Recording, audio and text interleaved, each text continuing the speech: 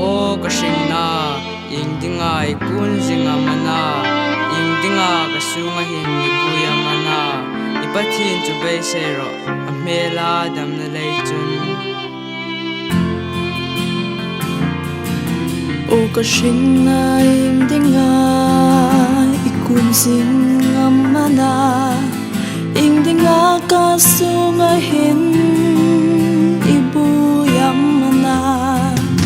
Pathin su bay say ro amela dam na lay chung sa to lom na phang kim benga ti che o kashinga lal pa lim takin in pa ka sunga po po hai o in pa zu ro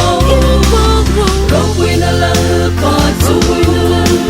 ahung lo thay na ding in o nang ni got khar lung hai lâu in khai sang ro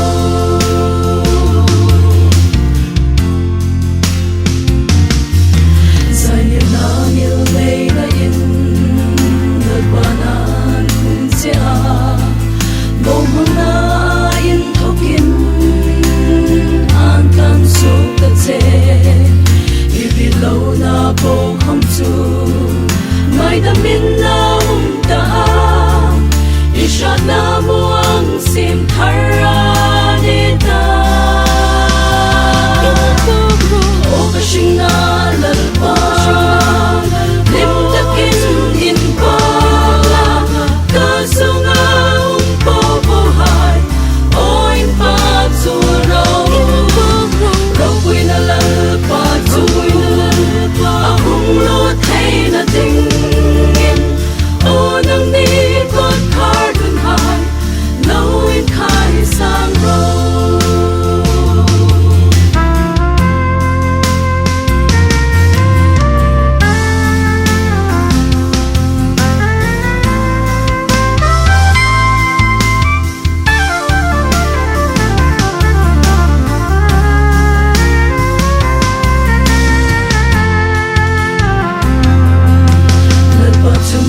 sor na le lum tur hai ta di til fel hai tho begin ro arel pek laka e fel no na hai anga ro mi rel pek ta lovin beram te sen chun amen kanta